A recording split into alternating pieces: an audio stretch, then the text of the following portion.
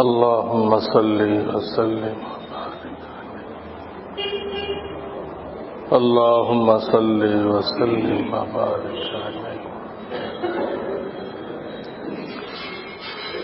الحمد لله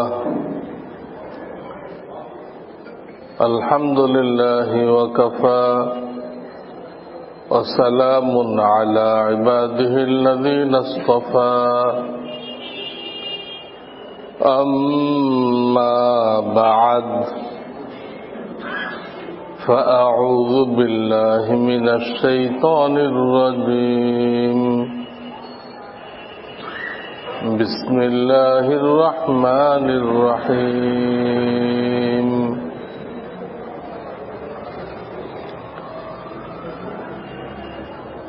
وما آتاكم الرسول فخذوه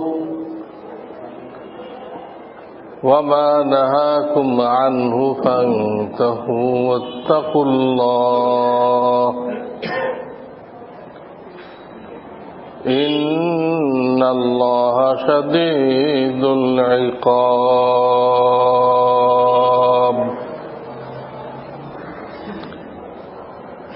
وقال النبي صلى الله عليه وسلم: لا يزال طائفة من أمتي ظاهرين على الحق لا يضرهم من خالفهم حتى يأتي أمر الله أو كما قال النبي صلى الله عليه وسلم.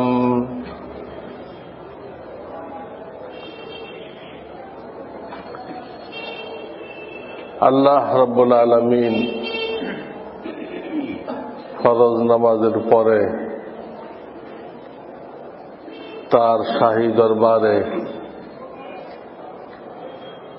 ইতিকাফের নিয়তে নওয়াইতুল ইতিকাফ এই নিয়তে দ্বীনি কিছু আলোচনা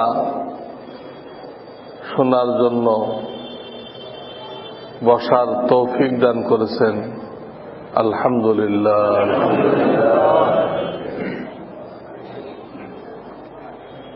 এগুলো আমাদের ঈমানকে তাজা করে দেয়, আল্লাহর মহাব্বত বাড়ায় যায়, আল্লাহর হাবিবের মহাব্বত বাড়ায় যায়, দুনিয়ার মোহ কমায় দেয়,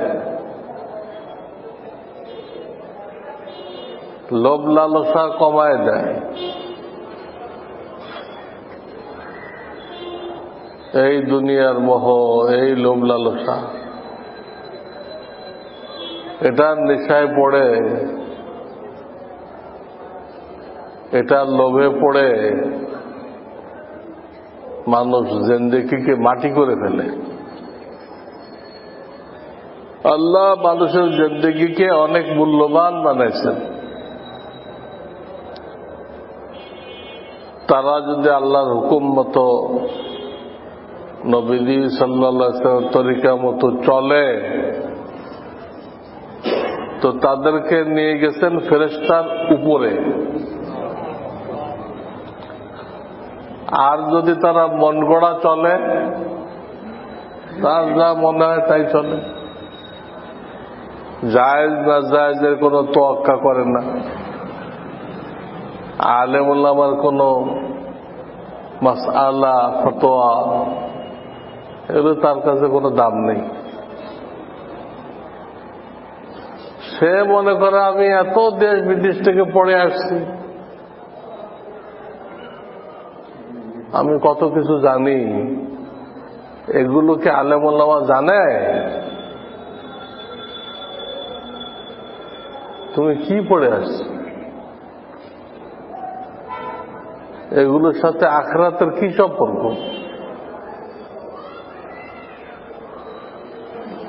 সেইগুলো দিয়ে কি আল্লাহকে চেনা যাবে না শরিয়ত জানা যাবে? তুমি একটা চায়ের কাপ ধরতে জানো না, বাম হাত দিয়ে ধরো, যেটা তোমার নবী মানা করছে। তুমি জানো না তোমার প্যান্টটা কি টাকুর নিচে থাকবে না উপরে থাকবে? এত ডিগ্রি আনছো, প্যান্টটা কতদূর থাকবে এটুকু তোমার জানার তৌফিক হয় নাই। তুমি জানো না তোমার মুখে কি দাড়ি থাকতে হবে, এটা সাফ রাখতে হবে, কাফেরদের চেহারা বানাইতে হবে, মহিলাদের চেহারা বানাইতে হবে, এটা তুমি জানো না। তুমি জানো না যে খ্রিস্টানদের ধর্মীয় প্রতীক টাই ঝুলানো তোমার জন্য জায়েজ না হারাম? তুমি জানো না তোমার জামাটা কতটুকু হইতে হবে? মুসলমানের জামা কমপক্ষে হাঁটু পর্যন্ত হইতে হবে, সে জানে না। সে খাটো একটা জামা বানাইছে, তা আবার প্যান্টের মধ্যে ঢুকাই দিছে।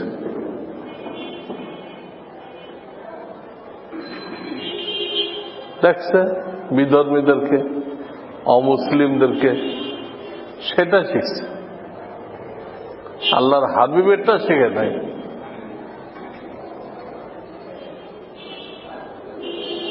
জামা ইন করে পড়তে হবে, কাফেরদের তরিকা। তাহলে তার পড়ার কি অর্থ হলো? সে এত গর্বিত, আমি প্রথম শ্রেণীর নাগরিক, অমুক সমুক, আমার এই সরকারি পদবি আছে, এই সেই। এগুলো আল্লাহর কাছে কোনো এক পয়সা দাম নেই। না তুমি ঈমান জানো, না তুমি নামাজ জানো, না কোরআন জানো, কিছুই তো জানো।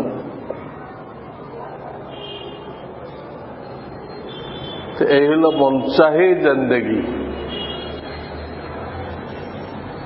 মনচাহি জিন্দেগি। এটা শেষ মাথায় জাহান্নাম। সে জাহান্নামের দিকে আগাইতেছে।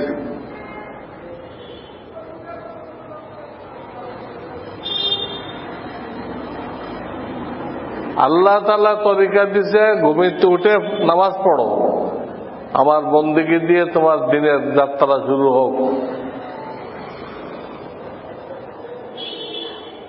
আবার ঈশার নামাজ পড়ে ঘুমায় দাও। নবীজি ঈশার নামাজের পরে গল্প স্বল্প দুনিয়াবি আলাপ, এগুলোকে মাকরু বলেছেন, অপছন্দনীয়। এই জন্য নবীজি সাল্লাল্লাহু আলাইহি সাল্লাম ঈশার নামাজ তুলনামূলক দেরি করে পড়তেন। এবং এটা সব মাযহাবেই, দুনিয়াবি কাজ যা আছে, ঝামেলা যা আছে, সব ঈশার আগে শেষ করে দিতেন, ঈশার পরে কোনো কাজ রাখতেন না।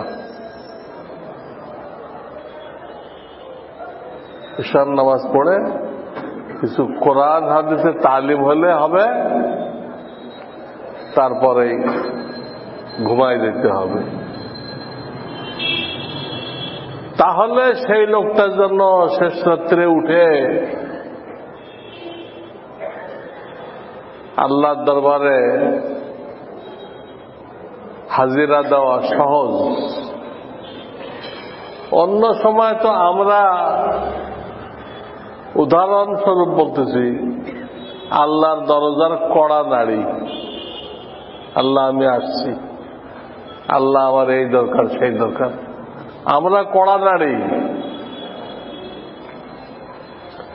আর শেষ রাত্রে শবে সাদেকের ঘন্টা দুই আগের থেকে স্বয়ং রব্বুল আলামিন রহমতের ভান্ডার নিয়ে প্রথম আসমান থেকে, বিজ্ঞানীরা তো আসমানই স্বীকার করে না, কোরআনের অসংখ্য আয়াত আমি 7টা আসমান বানাইছি, তারা যেহেতু খুঁজে পায় নাই, ওই পর্যন্ত যাইতে পারে নাই, সেটা নেই। কেউ খুঁজে না পাইলে এটা কি বাতিল হয়ে যায়? তুমি খুঁজে পাও নাই, তোমার আল্লাহ তো বলে দিছে, তোমার রসুল তো বলে দিছে হ্যাঁ 7টা আসমান আছে।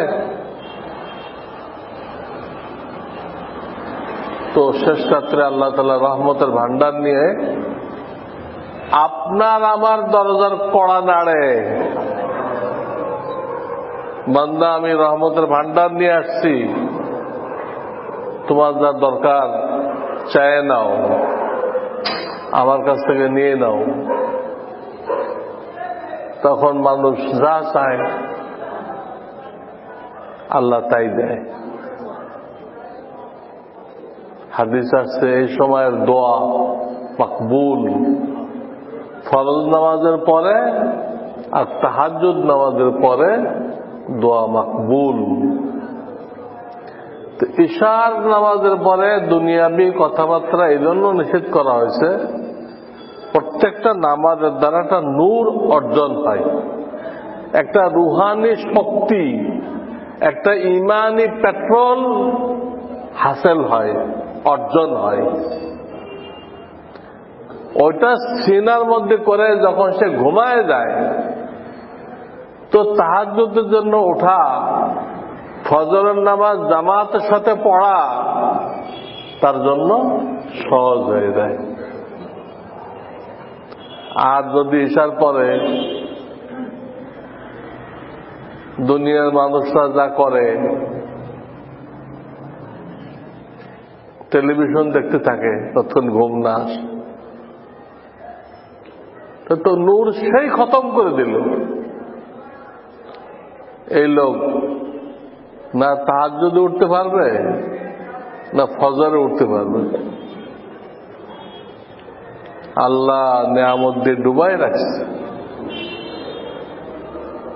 নেয়ামত দিয়ে ডুবাই রাখছে, আর একটু দায়িত্ব দিছে যে 5 বার হাজিরা দাও। এই নামাজটাই তো একটু বারবার, রোজা তো বছরে একবার, যাকাত বছরে একবার, হজ জীবনে একবার, এইটাই তো বারবার রাখছে নামাজটা। তো আমার সাথে সম্পর্ক তাজা করো, যাতে সৎপথে থাকতে পারো। ইবলিস তোমাকে জাহান্নামের পথে না নিতে পারে। আল্লাহর সাথে বারবার সম্পর্ক তাজা এই জন্য করতে হয়। তো এসার পরে দুনিয়াবি কাজে লিপ্ত না হলে এগুলো সহজ, একদম সহজ হয়ে যায়। কিন্তু আমরা তো আগে আগে পড়ে দুনিয়ার কাজে লেগে যাই, যা নূর অর্জন হয়েছিল সব লিক, সব বাতিল। এটা আল্লাহ চান নাই। আল্লাহ চাইছে দিনের শুরু ইবাদত দ্বারা, দিনের শেষ ঘুমাইতে দেবা।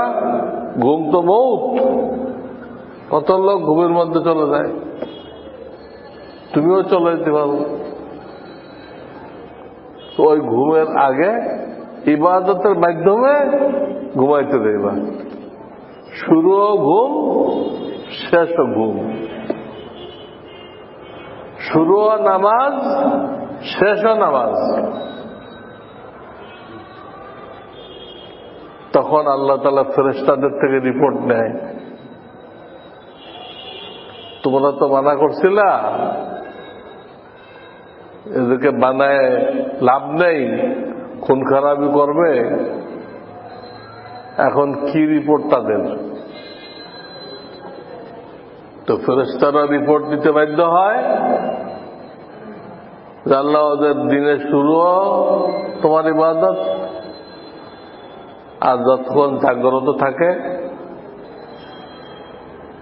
ততক্ষণ বারবার নামাজ পড়ে, ঘুমাইতে যাবে তার আগেও নামাজ, শুরুও নামাজ শেষও নামাজ। আল্লাহ বলেন তাহলে ঠিক আছে, শুরুও নামাজ শেষও নামাজ, তো পুরাটাই নামাজ লিখে দাও। শুরুও নামাজ শেষও নামাজ, তো মাঝখানটা খালি রাখতো কেন? পুরোটাই নামাজ।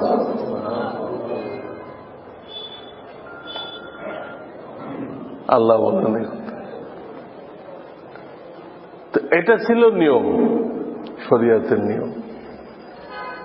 কিন্তু এখন আমাদের কাছে তো কোরআন সুন্নাহর ইলম নেই, আমরা সব পড়ে আসছি ব্রিটিশ সিলেবাস, এখানে এসব গাইডলাইন নেই। এই জন্য প্রায় লোকের দিন শুরু হইতেছে ঘুমিতে উঠে দাড়ি মুন্ডাইতেছে, হারাম, গুনাহে কবিরা, গুনাহে জারিয়া। অন্য গুনাহ তো একবার করলে একবার লেখা হয়, এটা 24 ঘন্টা লেখা হয়। 24 ঘন্টা তার মুখে দাড়ি থাকতে হতো, নেই কেন? তো 24 ঘন্টা গুনাহ লেখা হয়। এটা দিয়ে যাত্রা শুরু করে আর টেলিভিশন দিয়ে যাত্রা শেষ করে। শুরু হারাম, শেষও হারাম। তাহলে কি হবে? শুরু আর শেষটাই তো দেখা হয়, তার মাঝখানে সবই হারাম। এই হলো দুনিয়াদারদের জিন্দেগি। এর মধ্যে কোনো কামিয়াবি নেই। আল্লাহ তাআলা উলামায়ে কেরাম থেকে ওয়াদা নিছেন, কোরআন শরীফে আছে, وَإِذَا أَخَذَ اللَّهُ مِيثَاقَ الَّذِينَ أُوتُوا الْكِتَابَ لَتُبَيِّنُنَّهُ لِلنَّاسِ وَلَا تَكْتُمُونَهُ।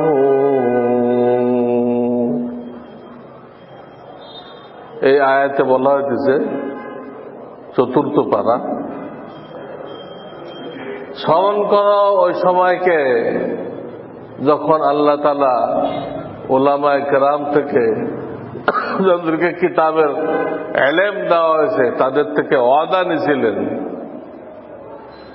কি ওয়াদা নিয়েছিলেন? আমার কোরআনের কথাগুলো তোমরা খুলে খুলে বলবা, কোরআনের আদেশ নিষেধগুলো খুলে খুলে বলবা। ওয়ালা তাকতুমুনাহু, তোমরা কোন লোভে বা ভয়ে এইগুলো গোপন করবে না। কেউ লোভে গোপন করে আর কেউ ভয়ে গোপন করে, কিন্তু এটা আলেমের শান না।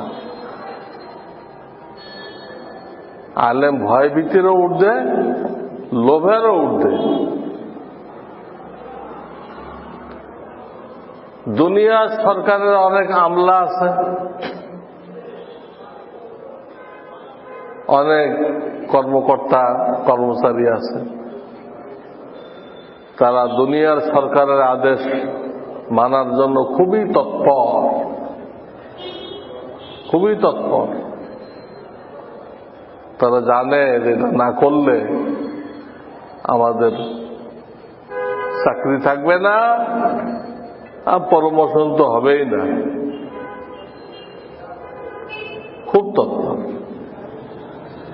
ঠিক তেমনি ভাবে ওলামায়ে কেরাম যারা, আল্লাহ যাদেরকে আলেম বানাইছে, আল্লাহ যাদেরকে এই মেহরাব মেম্বারের দায়িত্ব দিছে,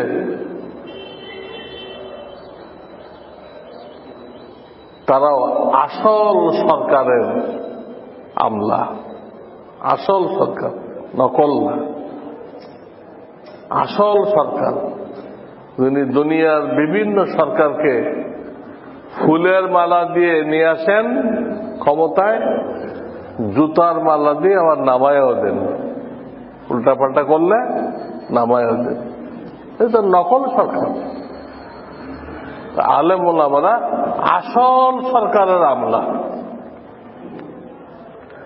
এরা যদি আসল সরকারের হুকুম না মানে, আদেশ নিষেধ না মানে, তাহলে আল্লাহর খাতায়, আল্লাহর দরবারে ওলামাদের একটা খাতা আছে, সেখানে কারা কারা নায়েবে রসুল, শুধু দাওরায়ে হাদিস পড়লে, টাইটেল পাস করলে সে নায়েবে রসুল না।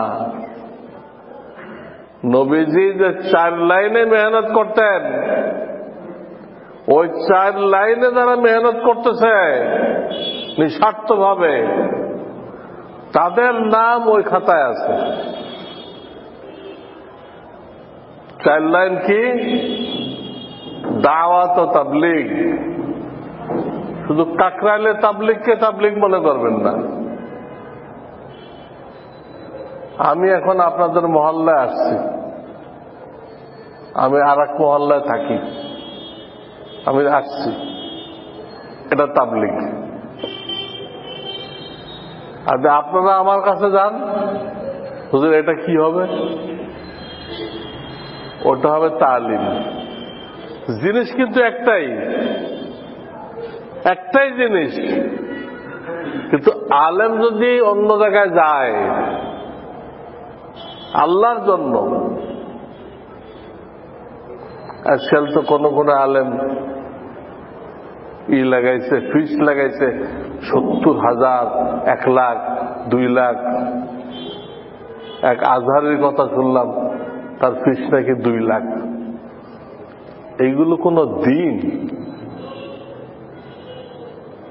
এইগুলো কোনো দিন? এর নাম আলেম?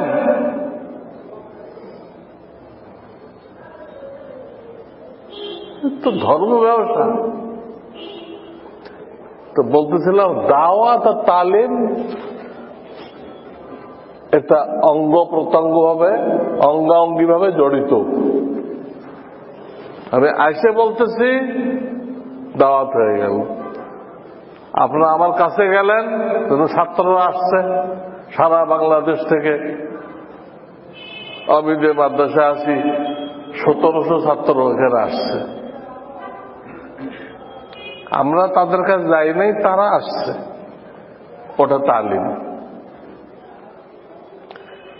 তো নবীওয়ালা কাজ হলো দাওয়াত ও তাবলীগ, চাই কাকরাইল থেকে হোক বা এমনি হোক, ব্যাপক।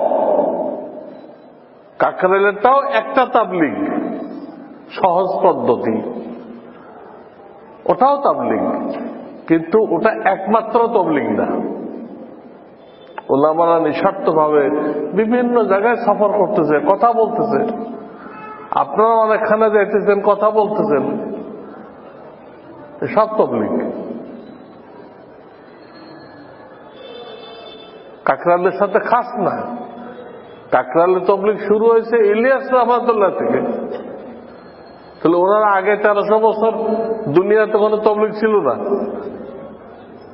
হ্যাঁ ছিল। তো তারা কেমনে করছে? এই জন্য বলতেছি যে ওটা একমাত্র তাবলীগ না, ওটাও তাবলীগের একটা পার্ট। ওইভাবেও করা যাবে, একটা সুন্দর সিস্টেম। তো নবীওয়ালা কাজ 1 নম্বর এটা। 2 নম্বর কোরআনের তালিম, তাফসীর করতে হবে। প্রত্যেক মসজিদে দর্শে তাফসীর থাকবে। আল্লাহ একখানা কিতাব নাযিল করছে, এখানে কি আছে মুসলমানরা জানে না। বস্তা বস্তা ডিগ্রি আনতে পারলো, আর একখানা কিতাব না পড়তে পারে, না অর্থ বোঝে, না তাফসির বোঝে, কিচ্ছু বোঝে না। এই জন্য প্রত্যেক মসজিদে দর্শে তাফসির থাকতে হবে, কোরআনের আদেশ নিষেধগুলো জানা হয়ে যাবে। নবীওয়ালার 3 নম্বর কাজ তালিমে সুন্নাহ। কোরআনের আদেশগুলো কিভাবে বাস্তবায়ন করতে হবে এটা নবীজি প্র্যাকটিক্যাল ভাবে দেখাই দিয়েছে। কোরআনে বলা হয়েছে উযু করো, কেমনে করবেন? কোরআনে বলা হয়েছে ফরজ গোসল করো, কেমনে করবেন? নামাজ পড়ো, কেমনে পড়বেন? হজ করো, কেমনে করবেন? কাফন দাফন করো, কেমনে করবেন? বিবাহ শাদী করো, কেমনে করবেন? এই কোরআনের আদেশগুলো আল্লাহর হাবিব হাতে কলমে দেখাই দিয়ে গেছেন। এটাকে বলা হয় তালিমে সুন্নাহ। তালিমে সুন্নাহ 3টা হয়ে গেল, দাওয়াত তাবলীগ, তালিমে কোরআন, তালিমে সুন্নাহ। নবীওয়াল্লাহ 4 নম্বর কাজ হলো সৃষ্টিগতভাবে আমাদের কলবের মধ্যে কিছু রোগ আছে, আমাদেরকে 4টা পদার্থ দিয়ে তৈরি করা হয়েছে। জমিন থেকে মাটি নেওয়া হয়েছে, সেই মাটিকে পানির মধ্যে ভিজায় রাখছে, ভিজায় আমাদের আকৃতি দেওয়া হয়েছে, দিয়ে সেটা বাতাসে শুকানো হয়েছে, শুকায় সেটা আগুনে পোড়ানো হয়েছে। ইট পোড়ায় না, ইট এরকম পোড়ানো হয়েছে। তাহলে আমাদের জন্মের মধ্যে কি কি আসলো? মাটি আসলো, পানি আসলো, হাওয়া আসলো, আগুন আসলো। এই 4টা স্তর পার করার পরে আমাদের ভিতরে রূপ দেওয়া হয়েছে। রূপ এটা আসল, এটা আসল, এটা হলো শরীরের রাজা, আমাদের শরীরের রাজা।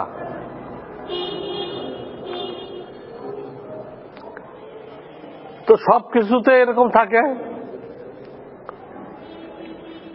আপনি একটা মোবাইল চালাইতেছেন, ওই ব্যাটারিটা হলো রূপ। গাড়ি চালাইতেছেন, তৎক্ষণ ব্যাটারিতে সংযোগ না দিবেন, এটা মরা লাশ। এই গাড়ি না আগাবে না পিছাবে, সংযোগ দিলেন, এই গাড়ি একটা জিন্দা জন্তু হয়ে গেল, আপনাকে নিয়ে ছুটবে। তো এই যে 4টা জিনিস দ্বারা আমাদেরকে সৃষ্টি করা হলো, এর প্রত্যেকটার কিছু বৈশিষ্ট্য আছে। মাটির একটা বৈশিষ্ট্য আছে, ওর দ্বারা কিছু রোগ আসছে, বখিল, কৃপণ, আমি আর ব্যাখ্যায় দিতেছি না। পানির একটা বৈশিষ্ট্য আছে, সুবিধাবাদ, ও খালি নিচের দিকে যায়। হাওয়ার একটা বৈশিষ্ট্য আছে, সব জায়গায় ছড়াই পড়া, কোনো জায়গায় খালি না রাখা। এটাও মানুষ চায় আমার নামটা সব জায়গায় থাকুক, সব জায়গায় ছড়াই পড়ুক। আগুনের একটা বৈশিষ্ট্য আছে, সে খালি উপর দিক যায়। মানুষের অবস্থায় তাকাব্বুর, অহংকার। অহংকার কাকে বলে? নবীজি বলেছেন 2টা জিনিস হলো অহংকার। একটা হলো অন্য মানুষকে তুচ্ছ তাচ্ছিল্য করা, এটা কি বুঝে, আমি যা বুঝি বোঝে এরা কিছু, তুচ্ছ তাচ্ছিল্য করা। আমি যা তাহাজ্জুদ পড়ি এরা পড়ে না, এটা একটা ভাব। অহংকারের 2 নম্বর আলামত হল হক জানার পরও অস্বীকার করা। আপনি জানতে পারলেন যে এটা হারাম, এটা আপনার আমার শরিয়াতে এলাও না, তারপরও না মানা, না এটা করতে হবে, এটা করতে হবে। এটা হল অহংকার। এক বালুকণা বরাবর অহংকার যদি কারো কলবে থাকে তো আল্লাহ এই লোকটাকে জান্নাতে প্রবেশ করাবেন না, আগে জাহান্নামে পাঠাবেন। যাও, ওখানে কত বছর থাকতে হয় থাকো, থেকে এই অহংকারের অপারেশন করো। সেখানে আমরা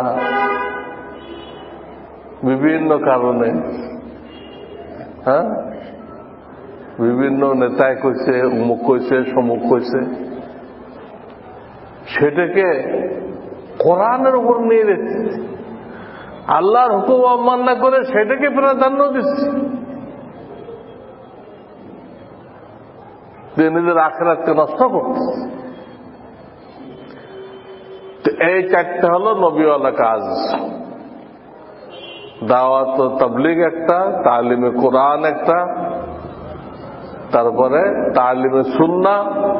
এই জন্য প্রত্যেকটি মসজিদে সপ্তাহে একদিন সুন্নতের তালিম হওয়া দরকার। হাদিস পড়ে পড়ে শোনানো হবে। এই হাদিসে নবী আলাইহিস সালাম আমাদেরকে এই বলছেন। হাদিসের মধ্যে কিছু শর্ত পাওয়া গেলে ওটাকে সুন্নত বলা হয়, আর যারা শর্ত পাওয়া যায় না, কারণ অনেক হাদিস রহিত হয়ে গেছে, বহু শত শত হাদিস। কারণ ইসলাম তো একদিনে কমপ্লিট হয় নাই, একদিনে কমপ্লিট হয় নাই, আস্তে আস্তে কমপ্লিট হয়েছে। হয়ে সর্বশেষ যে আদেশটা আসছে ওইটা যে হাদিসে আছে সেটা সুন্নত। এর আগে আরো বিভিন্ন ধাপে ধাপে বিভিন্ন হুকুম ছিল, ওগুলো রহিত হয়ে গেছে। ওগুলো এখন হাদিস, সহিহ হাদিস, বুখারীর হাদিস, মুসলিম শরীফের হাদিস। সহিহ হাদিস নিয়ে কোনো কথা নেই, সহিহ ওটা, কিন্তু আমল করা যাবে না, ওটা সুন্নত না। সুন্নত শেষেরটা। কিছু ভাই আহলুল হাদিস নাম দিয়ে ওই রহিত হাদিসগুলো এনে ঝগড়া লাগাই দেয়, সহিহ হাদিস মানবেন না কেন? আরে বুঝলাম সহিহ হাদিস, কিন্তু এটা কি সুন্নত? এটা কি সর্বশেষ নির্দেশ? এটা তারা দেখবে না। হাদিস আছে, তুমি হাদিস বুঝো কিছু? যারা সমাজে বড় বড় আলেম তারা কি ওই হাদিস পড়ে নাই? এই জন্য যে হাদিসগুলো সুন্নত পর্যায়ে গেছে এই হাদিসগুলো তালিম করতে হবে, উম্মতকে জানাইতে হবে। বাকিগুলো রহিত হয়ে গেছে, তার উপরে আমল করা এখন জায়েজ নেই। যেমন এক সময় নামাজে কথা বলা যেত, সালাম দেওয়া যেত, কিন্তু এখন নামাজে কথা বলা যাবে, সালাম দেওয়া যাবে? একবার নবীজি 4 রাকাত নামাজ 2 রাকাত পড়ায় চলে গেছে। লম্বা হাদিস বুখারী শরীফ আছে। কারোর সাহস পায় নাই যে বলবে আজকে 2 রাকাত হলো। একজন সাহাবী ছিল, ওনার হাত অনেক লম্বা, যুল ইয়াদাইন তার নাম, 2 হাতওয়ালা। তা আমরা কয় হাতওয়ালা? কিন্তু আমাদের কারণে এই নাম হয়নি। ওনার হাত এত লম্বা ছিল, যদি সোজা হয়ে দাঁড়াইলে ওনার হাত হাঁটুতে লাগতো, হাঁটুতে লাগতো। আপনার আমার হাত লাগবে না। কিন্তু উনি সাহস করে যায় বললেন, হুজুর কি নামাজ আল্লাহর পক্ষ থেকে কম হয়ে গেছে, নাকি আপনি ভুলে গেছেন? বুখারী শরীফের হাদিস, বুখারীতে কয়েকবার আসছে।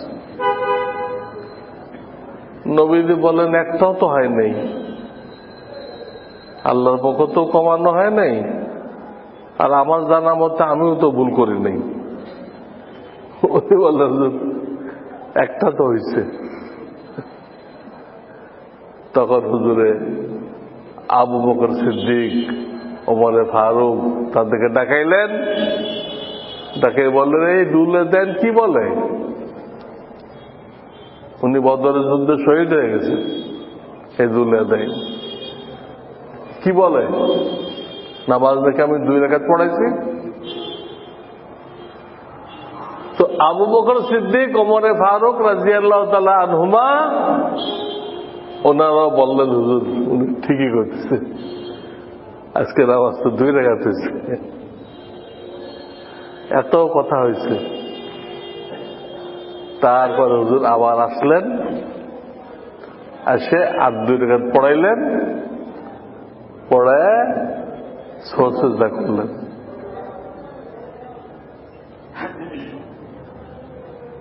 এর কিছুদিন পরে আয়াত নাযিল হয়ে গেল, কুমু লিল্লাহি কানিতিন,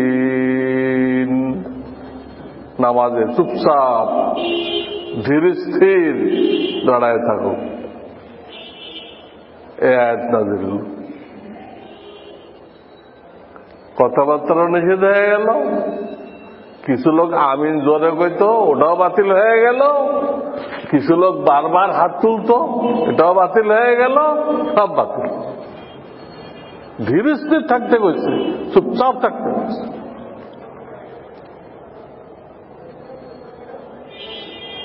এখন কিছু ভাই ওই রহিত হাদিস গুলো নিয়ে আপনাদেরকে ভুল বুঝায়। ওলামাদের সামনে তো আসে না,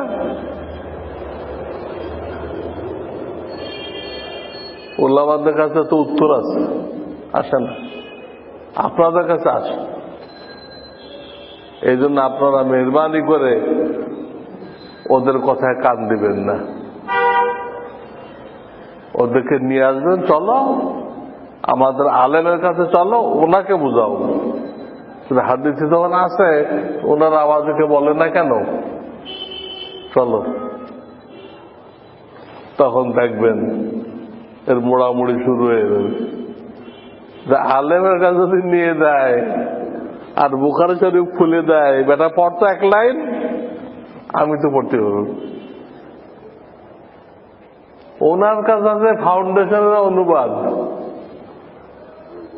ভুল না ঠিক তাও জানা নেই, অনুবাদ তো ভুল হয়। ওনার সম্বল তো ফাউন্ডেশনের, ইসলামিক ফাউন্ডেশনের অনুবাদ।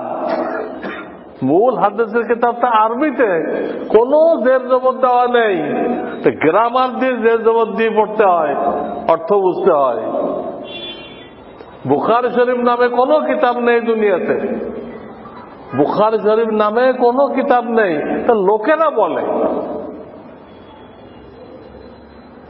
ওই কিতাবের নাম হলো আল জামে আস সহিহ আল মুসনাদ আল মুখতাসার মিন উমুর রাসূলিল্লাহ সাল্লাল্লাহু আলাইহি সাল্লাম ওয়া সুনানিহি ওয়া আইয়ামিহি।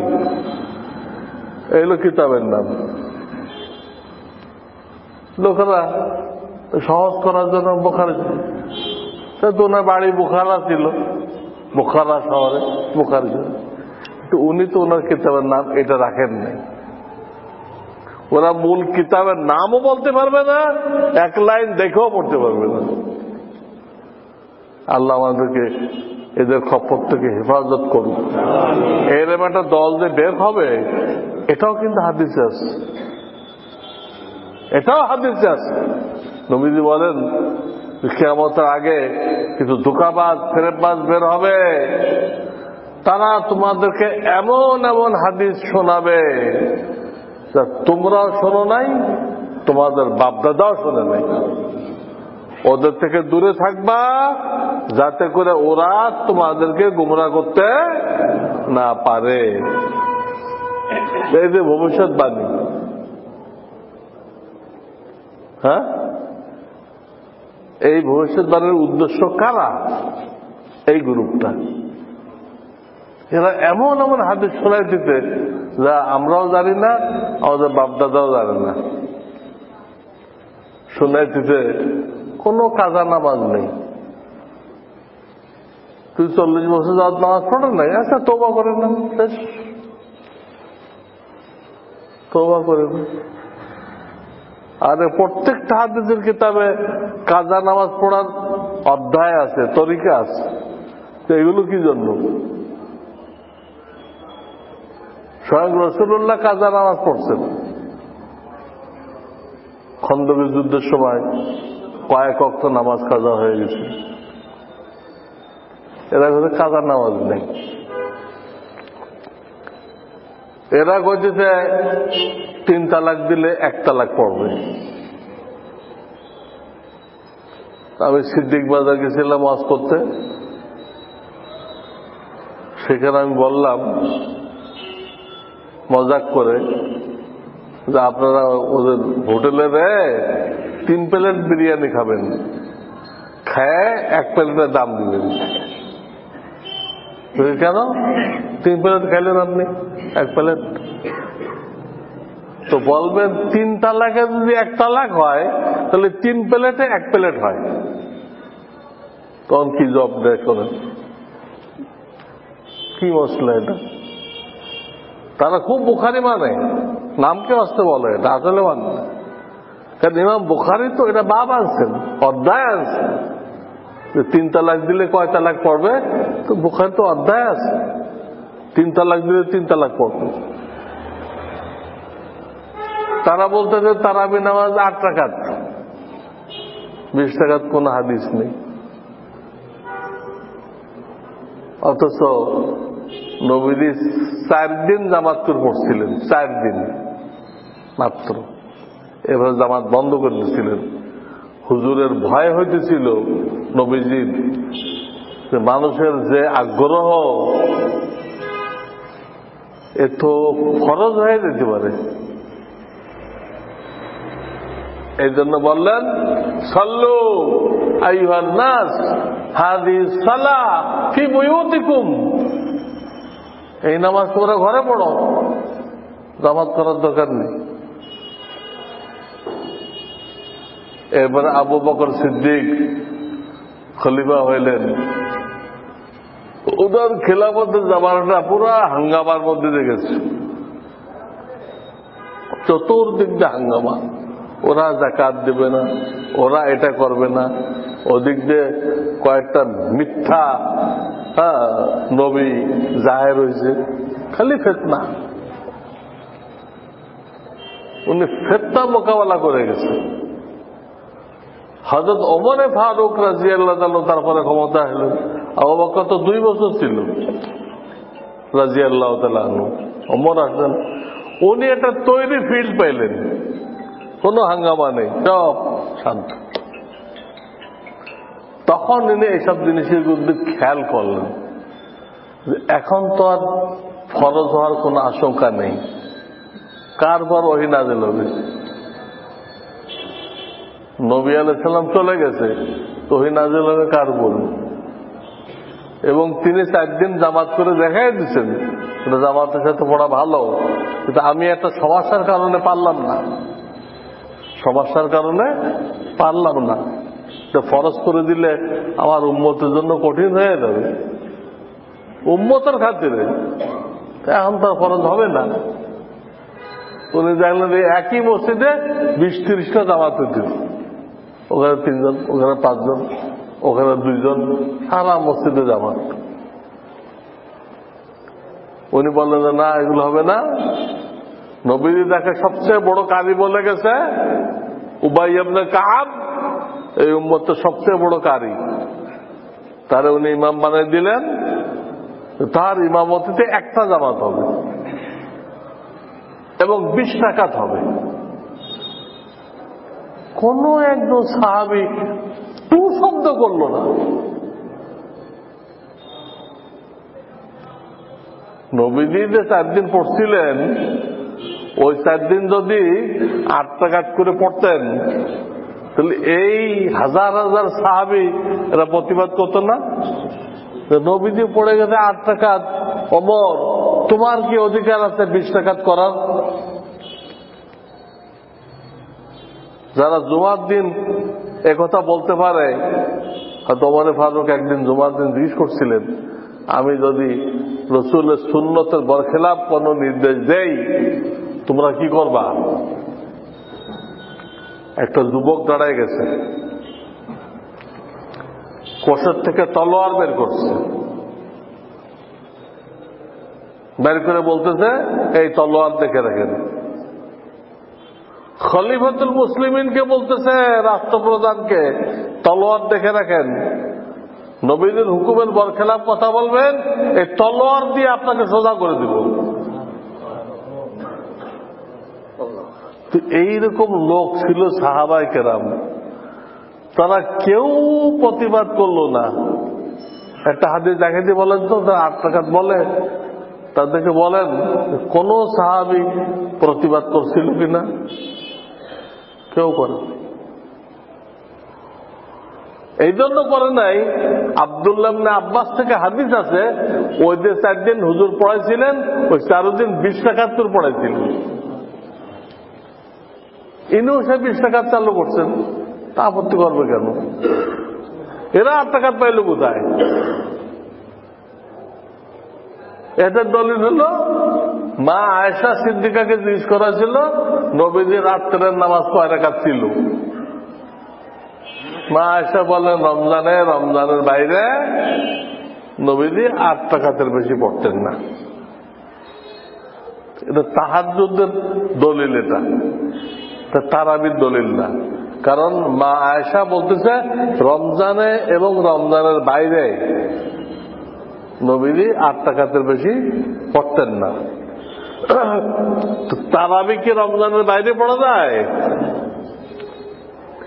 তাহলে এখানে এমন নামাজ নিয়ে আলোচনা করা হয়েছে যে নামাজটা রমজানও পড়া যায়, রমজানের বাইরেও পড়া যায়, আর সেটা তাহাজ্জুদ।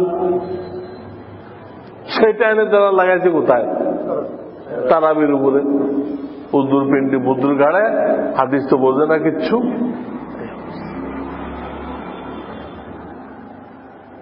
এদেরকে ইহুদিরা চালায়। এই নামে কোন ফেরকা ছিল না। ব্রিটিশরা 200 বছর শাসন করছে, তখন মুসলমানদেরকে গ্রুপিং করার জন্য, ভাগ ভাগ করার জন্য কয়েকটা দল খাড়া করছিল।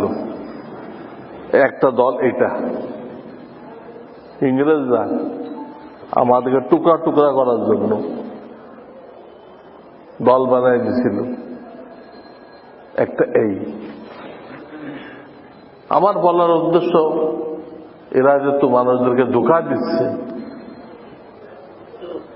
বাপ হানাফি, এই গুলশান বনানী দান, বাপ হানাফি, ছেলে তথাকথিত আহলুল হাদিস। আর নবীজি বলে গেছে তারা এমন হাদিস শোনাইবে তোমরাও শোনো নাই, তোমাদের বাপ দাদাও শোনে। তো তারা 8 রাকাত কে শুনছে? কেউ শুনছে?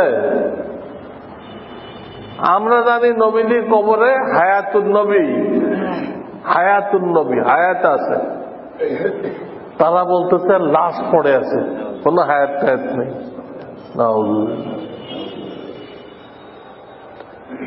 তারা বলতেছে তোমরা যে মাযহাব মানো এটা শিরক, এতে তোমাদের ঈমান নষ্ট হয়ে গেছে। আরে যে কোনো ব্যাপারে তো আমরা বড়কে মানি।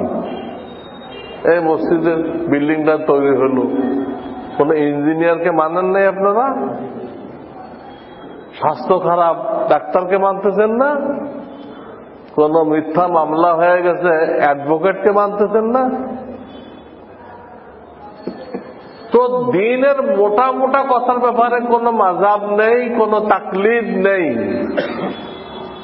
নামাজ 5 ওয়াক্ত, কোনো মাযহাব নেই। 1 মাস রোজা, কোনো মাযহাব নেই। একবার হজ ফরজ মাল থাকলে, কোনো মাযহাব নেই। কিছু বিষয় কোরআন হাদিসে আছে খুব সূক্ষ্ম, তার অর্থ আসলে কি আমাদের দ্বারা, আমরা যারা আরবি ভাষা নিয়ে পড়াশোনা করছি আমরাও ঠিক করতে পারবো না। এইরকম সূক্ষ্ম কিছু বিষয় নিজে পণ্ডিতগিরি না করে 4 ইমামের কোন এক ইমামকে মানা, এটাকে বলা হয় মাযহাব মানা। সূক্ষ্ম কিছু বিষয় 4 ইমামের কোন এক, লোহিত সাগরের পশ্চিম পাশে মালিকি মাযহাব, একদম আটলান্টিক পর্যন্ত। আরব ভূখণ্ড মূল অধিবাসী দ্বারা হাম্বলি মাযহাব, এশিয়া মহাদেশ হানাফি মাযহাব, পূব দিকে চলে যান ইন্দোনেশিয়া, মালয়েশিয়া শাফি মাযহাব। পুরা দুনিয়ার মানুষ কোন না কোন একটা মাযহাবে আছে। মূল কথা হলো যে দেশে যে মাযহাবের মুফতি পাওয়া যায় ওই দেশে ওই মাযহাব মানতে হবে। তো আমাদের দেশে মুফতি পাওয়া যায় হানাফি মাযহাবের, এই দেশে বসবাস যারা করে তাদের হানাফি মাযহাব মানতে হবে। যে আল্লাহর বান্দা এই দেশে হাদিস আনলেন, এক যুগ ছিল কেউ হাদিস পড়তো না, ফিকহ পড়তো, মাসলার কিতাব, ওটা পড়লে সে বিচারক পদে নিয়োগ হয়ে যেত। ইসলামী হুকুমত ছিল, এই মোগল টোগল যা শোনেন না, ইসলামী হুকুমত ছিল। ফিকহ পড়লেই জাস্টিস, হাদিস ছিল না। প্রথম যিনি হাদিস আছেন শাহ ওলিউল্লাহ মুহাদ্দিস দেহলভী, শাহ ওলিউল্লাহ মুহাদ্দিস দেহলভী। তার ছেলেরাও তার মতো, তার ফটোকপি, শাহ আব্দুল আজিজ মুহাদ্দিস দেহলভী। দিল্লিতে এখন ওনাদের কবর আছে, দিল্লিতে। আল্লাহ তাআলা আমাকে ওনাদের কবর জিয়ারত করার তৌফিক দিয়েছেন। উনি মক্কা মদিনাতে কয়েক বছর ছিলেন, ওখান থেকে উনি হাদিস শিখে দেশে এসে হাদিস চালু করলেন। সবাইকে বলেন ফিকহ পড়ো, কিন্তু ফিকহ তো দলিল লাগবে, ফিকহ তো মসলা, মসলা তো দলিল লাগে, মসলা তো সরাসরি হাদিস না, ওটা কোনটা হাদিস দ্বারা প্রমাণিত।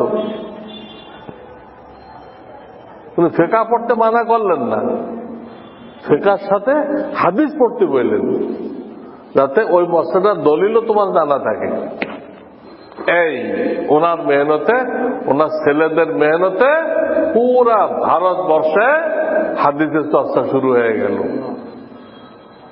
সেটা এখনো জারি আছে, ইনশাআল্লাহ আল্লাহ চায় তো বহুদিন চালু থাকবে ওনার উসিলায়। তো উনি নিজে লিখছেন, আমি যাদের কাছ থেকে হাদিস শিখে আসছিলাম তারা মালিকি মাযহাবের ছিল। তো আমার মনটা চাইতো যে আমি তাদের মাযহাব ফলো করি, আমার মন চাইতো। উনি নিজে লিখছেন, ওনার কিতাবের নাম ফুয়ুজুল হারাম, এই কিতাবে। কিন্তু আল্লাহর পক্ষ থেকে আমাকে ইলহাম করা হলো, হে ওলিউল্লাহ তুমি হিন্দুস্তানে থাকো, এখানে সব মানুষ হানাফি মাযহাব মানে, কাজে তোমার উস্তাদের মাযহাব এখানে চলবে না। হাদিস শিখে আসতে ভালো কথা, কিন্তু তুমি এখানে বয়ান করো কোনটা? হানাফি মাযহাব বয়ান করো, হানাফি মাযহাবের দলিল বয়ান করো। তখন উনি মনে যেতেছে মালিকি মাযহাব হইতে তা বাদ দিয়ে দিলেন, আল্লাহর পক্ষ থেকে ইশারা পেয়ে বাদ দিয়ে দিলেন। উনি সারা জীবন হানাফি মাযহাবের খেদমত করে গেলেন। এই কথাই বলতেছিলাম, যে দেশে যে মাযহাবের মুফতি পাওয়া যায় ওই দেশে যারা বসবাস করে, মুফতি সর্বক্ষণ লাগে। মুফতি মানে রুহানি ডাক্তার, ডাক্তার লাগে না সর্বক্ষণ? আজকে এই সমস্যা, কালকে এই সমস্যা, পরশু আমার বিবির সমস্যা, আমার ছেলে মেয়ের সমস্যা, ডাক্তার তো কিছুক্ষণ পরপর লাগে। ঠিক মুফতি এরকম বিভিন্ন ঘটনা ঘটতে থাকে, কিন্তু ওটা বিধান জানা থাকে না। এই যে ঘটনা ঘটলো এটা আমার করণীয় কি, এই ব্যাপারে আল্লাহ কি বলেছেন, আল্লাহর হাবিব কি বলেছেন, তা আমাদের জানা থাকে না। ওই ডাক্তারের মতো মুক্তি খুঁজতে হয়। ডাক্তারের থেকেও বেশি দরকার মুক্তি। ডাক্তার তো আমরা অনেকটা নিজেরাও করতে পারি। কত লোক প্যারাসিটামল খাইতেছে, কোন ডাক্তারের কাছে যায় না। কিন্তু মশলা তো আর নিজে আন্দাজ করে বলা যায় না যে শরীয়ত মনে হয় এমন, আপনার মনে হয় কেমন, এটার নাম শরীয়ত না। তো ওলামা কেরামকে জিজ্ঞাসা করতে হবে। প্রত্যেক মহল্লায় ওলামা তৈরি করা অথবা ওলামা নিয়োগ দেওয়া এটা ফরজ। মৌলানা আশরাফ আলী থানভী লিখছেন, হয়তোবা ছেলেকে মৌলানা বানাও, আর না বাইরের থেকে বেতন দিয়ে মৌলানা রাখো, সর্বক্ষণ মৌলানা থাকতে হবে। যার যা মশলা দরকার ওনার কাছে জিজ্ঞাসা করবে।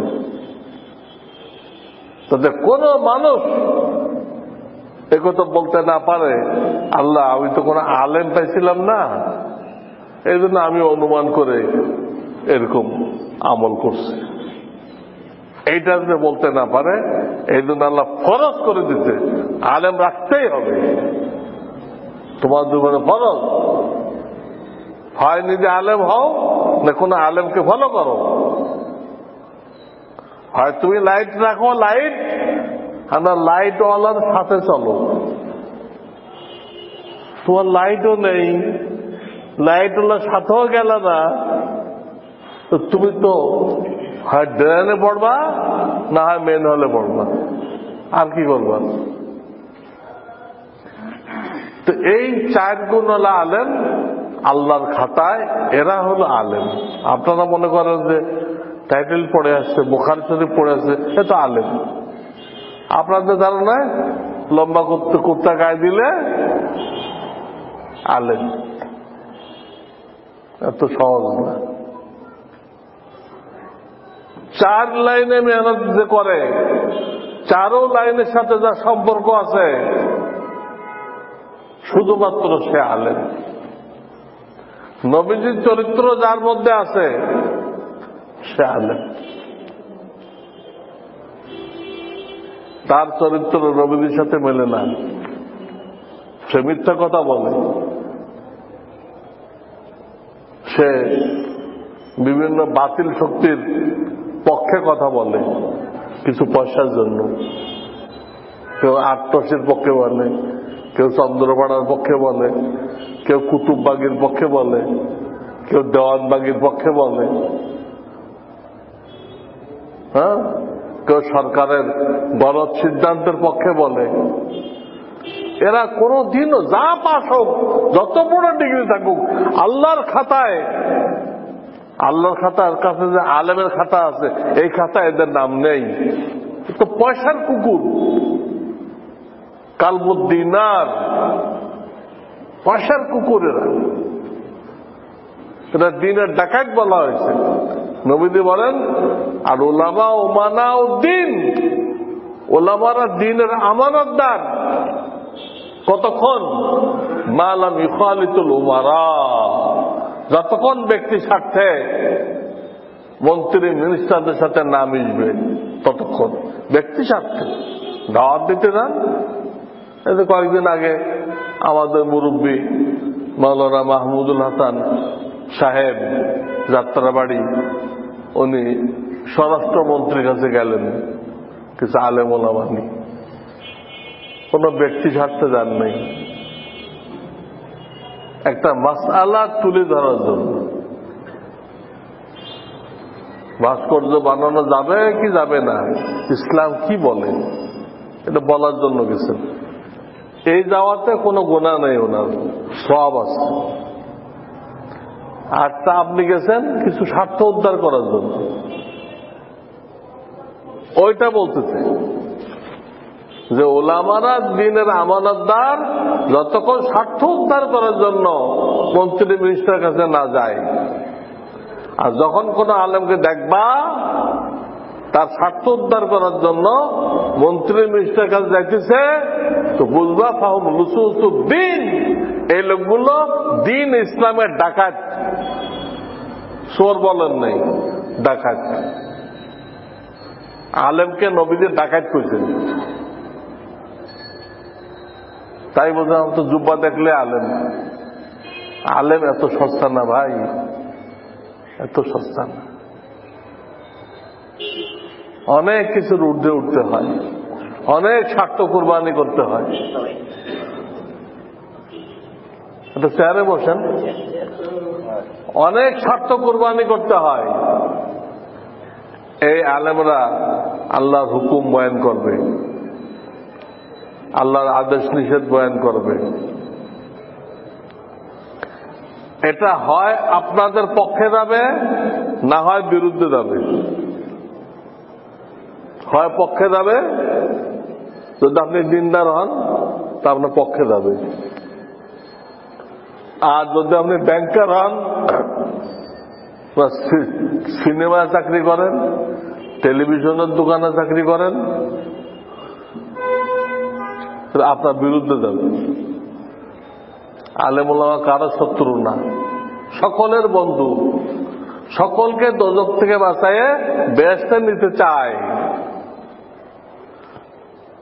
তারা মৃত্যু থেকে আপনাদের জান্নাতে যাওয়া পর্যন্ত আপনাদের সাথে থাকবে। জন্ম থেকে নিয়ে বেহেশতে পৌঁছানো পর্যন্ত তারা আপনাদের পাশে থাকবে। জন্মের পরেই ডাইন কানে আজান, বাম কানে ইকামত। এই যে আলেম ওলামার কাজ শুরু হলো। 7 দিনের মাথায় আকিকা, তারপরে সুন্দর নাম রাখা, তারপরে তাকে কোরআনের তালিম দেওয়া, বিবাহ পড়ানো, কত কিছু আছে। এসব তারা করবে। মরে গেলে জানাজা নামাজ পড়াই দেবে। আজান ইকামত তো পয়লা দিনই হয়ে গেছে, দুনিয়ায় আসার সাথে সাথে আজান ইকামত হয়ে গেছে। মরে গেলে কিন্তু আর আজান ইকামত হবে না, তখন হবে হলো সরাসরি নামাজ, জানাজার নামাজ, 4 তাকবীর, এইটুক হায়াত। আল্লাহ বুঝাইছে আজান ইকামত আর নামাজ শুরু করতে কতটুক বিলম্ব হয়, ওটুক তোমার হায়াত। তাহলে শয়তানের ধোঁকায় পড়ে তুমি একথা মনে করো না যে এখনো ফুর্তি করে নেই, দুনিয়ার মজা নিয়ে নেই, তারপর দাড়ি টাড়ি পাকে, হ্যাঁ, দাদা নানা হয়ে যায়, তখন হজ করে কিছু চায়না জায়নামাজ কিনে এনে মক্কা শরীফে কি যায় না জানেন, চায়না জায়নামাজ ওগুলো মক্কা শরীফ যে তাবারুক হয়ে গেছে, এই কিনে এনে একদম মুসাল্লি হয়ে দেব। এই হলো শয়তানের ধোঁকা। এখন মজা নিয়ে নাও, পরে চুল দাড়ি পাকলে মুসাল্লি হয়ে যাবে। কিন্তু এই পর্যন্ত আপনি বাঁচবেন তার কি গ্যারান্টি আছে? আছে গ্যারান্টি? সলিমুল্লাহ রোডে এক ভাই ছিল, আমার সাথে দেখা সাক্ষাৎ করত। তা আমি তাকে বললাম, ভাই, পয়লা দিন তো বলি না, হঠাৎ তো বলা যায় না, মহব্বত লাগে। মহব্বত হওয়ার পরে বললাম, ভাই আপনি ওই দাড়িটা রেখে দেন, এটা অনেক বড় সম্বল। এই দাড়ির ওসিলায় কবরে অনেক লোক মাপ পেয়ে গেছে, যে কোনো দাড়ি না, মোদি স্টাইলের দাড়িতে কোনো মাপ হবে না, আবার রবি ঠাকুর স্টাইলের দাড়িতেও কোনো মাপ হবে না। রবি ঠাকুরের যে স্টাইল, দাড়িও তত লম্বা, মোছও তত লম্বা। আর মোদিরটা হলো মওদুদের মতো। মোদিরটা কার মতো? মওদুদের মতো, গালের সাথে লাগানো। ওইটাই তো করছে। এই দুই স্টাইলের কোন স্টাইল ইসলামী স্টাইল না, এর দ্বারা কবরে আপনি মাপ পাবেন না। কারণ এটা ইমানের সাইনবোর্ড, রসুলের বাগান। এইরকম দাড়িওয়ালা লোকরে আযাব দিতে আল্লাহ শরম পায়। কিন্তু আপনার দাড়ি যদি বড় হয়, কারো কারো বড় হয় না, তার যা হয় তাই। তাদের দাড়ি বড় হয়, তার তো 1 ফুট, এই যে 4 আঙ্গুল, কত থুতনির নিচে 4 আঙ্গুল, ডান পাশেও 4 আঙ্গুল, বাম পাশেও 4 আঙ্গুল। এটা হলো নবীজির দাড়ি। এই দাড়ি যদি আপনি রাখতে পারেন, তো এটা আপনার কবর আযাব মাফ হওয়ার ওসিলা হইতে পারে, মাফ হওয়ার ওসিলা হইতে পারে। তো আসলে আমি বয়ান করতেছিলাম, হ্যাঁ, ও সলিমুল্লাহ ভাইকে বললাম দাড়ি দেখার জন্য। তো উনি আমাকে বললেন, এই তো সামনের জুলাইতে আমি তবলিগে যেতেছি, জুলাইতে তবলিগে যেতেছি, তখন তো আর হাত দেব না, হাত দেব না। আমি বললাম আচ্ছা ঠিক আছে, কিন্তু আপনার জুলাইয়ের কিন্তু কোনো গ্যারান্টি নেই, পারলে এক্ষুনি রাখেন। তো বেচারা জুলাই নিয়েই বসে আছে আর কি। জুলাই আসার আগে বেচারা চলে গেল। এই কবরস্থান মসজিদে আমি তার জানাজা পড়াইলাম, ওখানে গোরস্থানে আমি দাফন করলাম, ছিলাম আমি।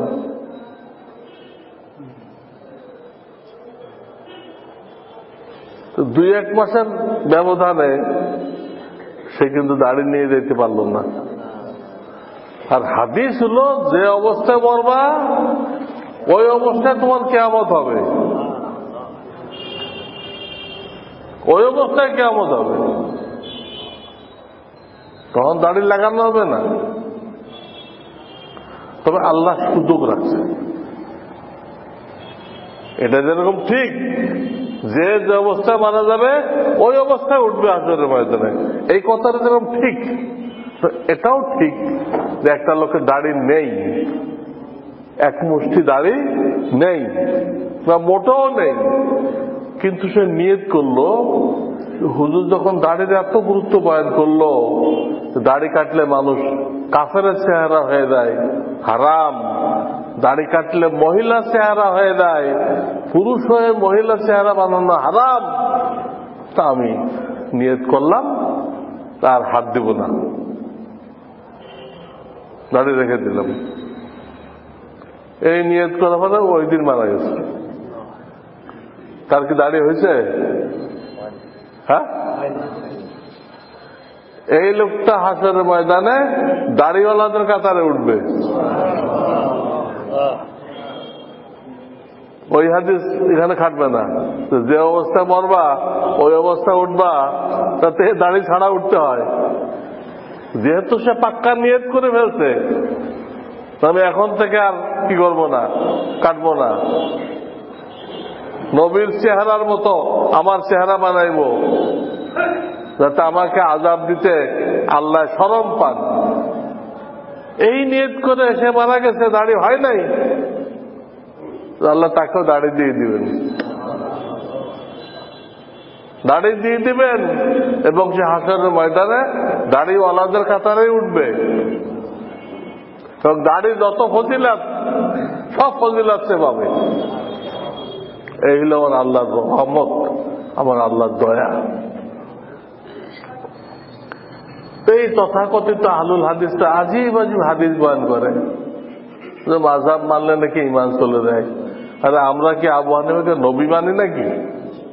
কাদিয়ানীরা যেরকম গোলাম আহমদ কাদিয়ানীকে নবী মানে, আমাদের নবী শেষ নবী। মুফতি শফি সাহেব 100 আয়াত আনছেন কোরআন থেকে, 200 হাদিস আনছেন, অথচ ওটাও ইংরেজদের কারবার। কিন্তু এই লোকদের নবুয়ত দাবি করলো, ওটাও ইংরেজরা করাইছিল। তার মাথা খারাপ ছিল। কখনো কইতো আমি ইমাম মাহদি, কখনো কইতো আমি হাজরে আসওয়াদ, কখনো বলতো আমি কাবা শরীফ, কখনো বলতো আমি শ্রীকৃষ্ণ, কখনো বলতো যে আমি দেখলাম আল্লাহ তাআলা আমার সাথে তার পুরুষত্ব শক্তি ব্যবহার করলেন। হ্যাঁ, কখনো বলতেছে বাবু ইলাহি বক্স, আমার মিন্স দেখার চেষ্টা করতেছে, কিন্তু সে দেখতে পাবে না, কারণ ওটা তো বাচ্চা হয়ে গেছে। কি কয়? নবুয়ত দাবি করতে যে দিমাগ পুরা খারাপ হয়ে গেছে। আর এলে বেটা মানুষ, এর পেটে বাচ্চা হলো কেমনে? হ্যাঁ, কিন্তু প্রত্যেকটা মাহফিলে একটা কথা সে বলতো, তার কোন ভবিষ্যৎবাণী খাটে নাই। নবীদের সমস্ত ভবিষ্যৎবাণী অক্ষরে অক্ষরে খাটছে, কিন্তু এই গুরুদাসপুর পাঞ্জাব, এখানে ইংরেজরা নবী দান করাইলো, এর কোন ভবিষ্যৎবাণী খাটে নাই, একটাও না। খালি একটা দোয়া খাটছে। কি দোয়া? আল্লাহ, আমি যদি মিথ্যা নবী হয়ে থাকি তা আমার মৃত্যু যেন বেইজ্জতের সাথে হয়, এই দোয়াটা সে করত। তো একদম পায়খানার ভিতরে ডুবে সে মরছে, তাজা পায়খানার মধ্যে। কোন নবীর কি এইভাবে বেইজ্জতের সাথে মৃত্যু হয়েছে?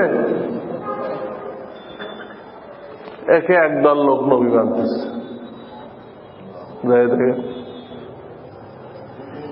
এদের কিবলা হলো লন্ডন, ওখানে নামাজ হয়, ওরা টেলিভিশনের মাধ্যমে এখানে একটু দেখে।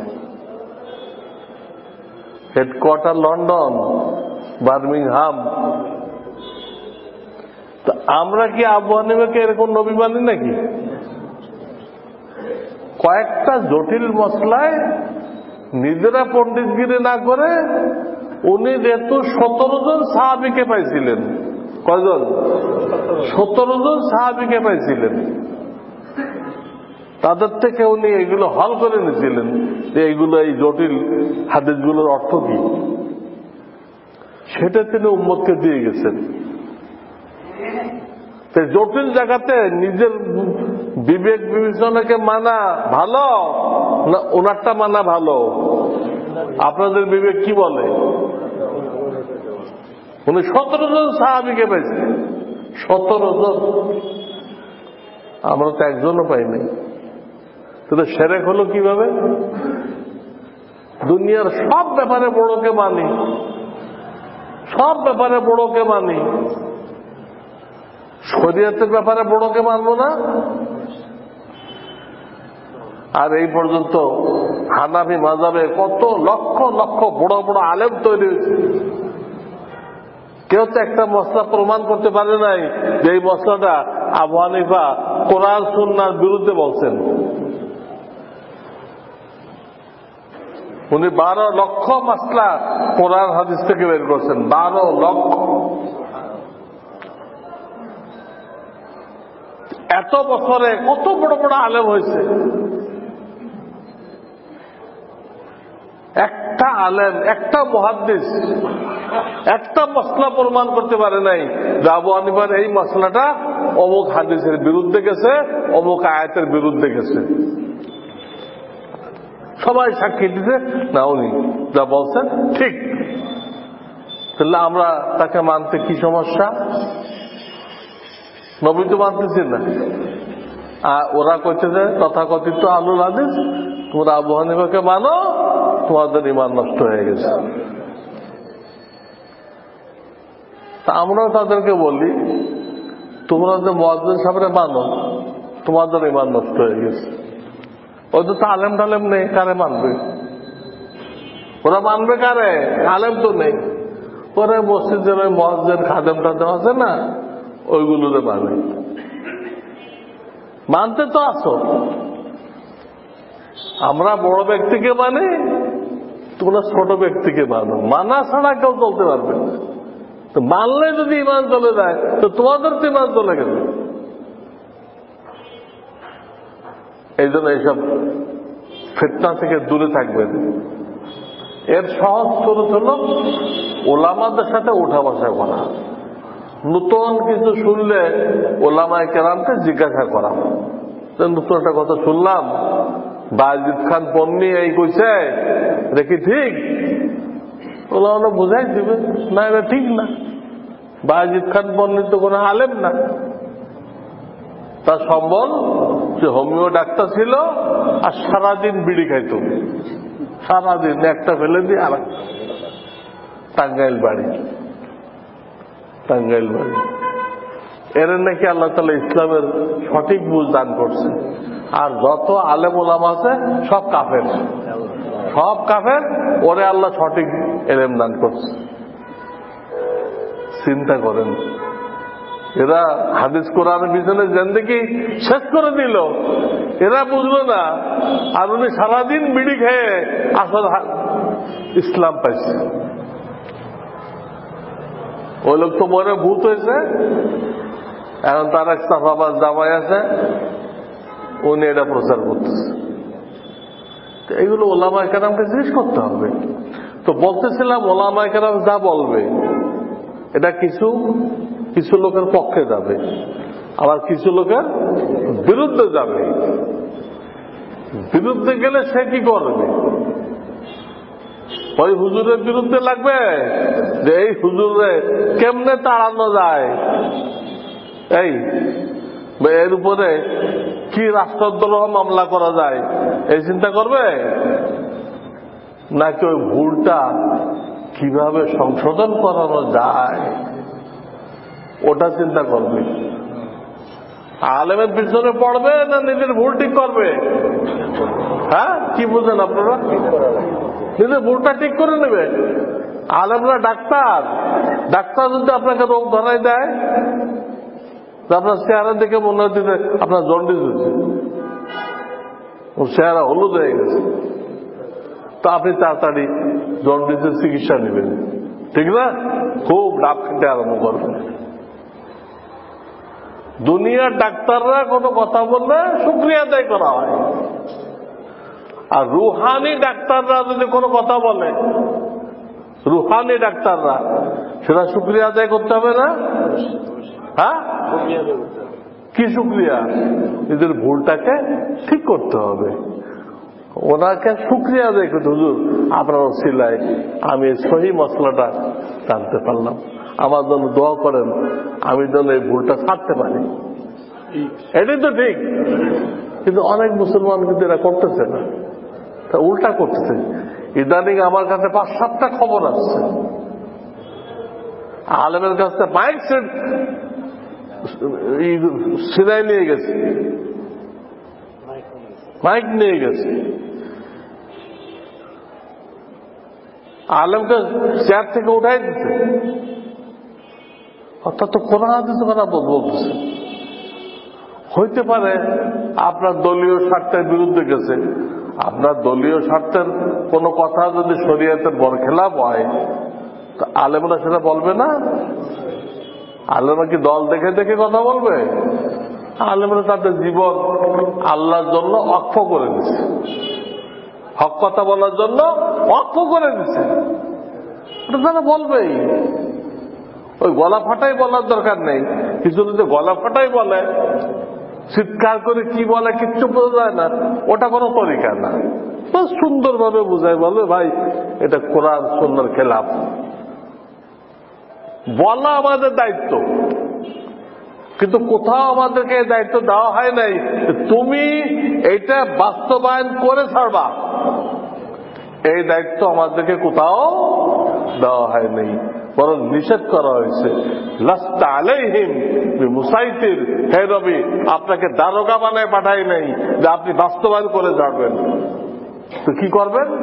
ওমা আলা রাসূল ইল্লাল বালাগ, আমার রসুলের দায়িত্ব হলো আল্লাহর কথাগুলো পৌঁছায় দেওয়া। মানবে কি না মানবে ওটা তার ব্যাপার, তার কিসমতে হেদায়েত থাকলে মানবে, হেদায়েত না থাকলে মানবে না, তাকাব্বুরি করবে, অহংকারী করবে, করে জাহান্নামে যাবে, দুনিয়া তো গজবে পড়বে, তার ব্যাপার। আমাদের বলার দায়িত্ব, তো বলার জন্য কি চিল্লানো লাগে? চিল্লাই বলতে হবে? চিল্লানোর তো কোনো শর্ত নেই, স্বাভাবিকভাবে কথাগুলো বললে হয়ে গেল।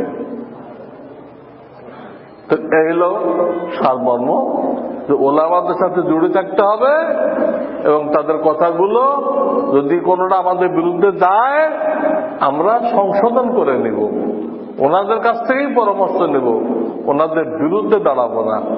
বিরুদ্ধে যাবে সে ঈমান নিয়ে দুনিয়াতে যেতে পারবে না। আল্লাহ তাআলা আমাদেরকে এই সহি কথাগুলো বুঝবার তৌফিক দান করুক এবং সহি ঈমান নিয়ে, শিরক মুক্ত ঈমান নিয়ে কবরে যাওয়ার তৌফিক দান করুক। ওয়া আখিরু দাওয়ানা আনিল হামদুলিল্লাহি রাব্বিল আলামিন। আযান হবে? আযান হইতেছে, আযানের জবাব দেন।